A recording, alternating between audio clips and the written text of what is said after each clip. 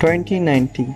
Many people will lost their jobs due to COVID in the name of remembering everyone, and one of them was it. A 20-year-old boy from Italy who lost his job due to pandemic in March last year is now a millionaire after his enormous success on social media platform TikTok. Khabane was a nobody 18 months ago, but now he's a big time in the generation world, boasting 100 million TikTok followers. Khaby Lame halted his muted reaction as a global language.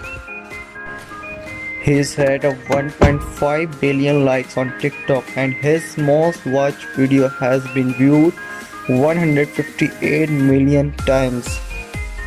It's estimated that Mr. Lam has a net worth of 1.3 million into 2.7 million dollars.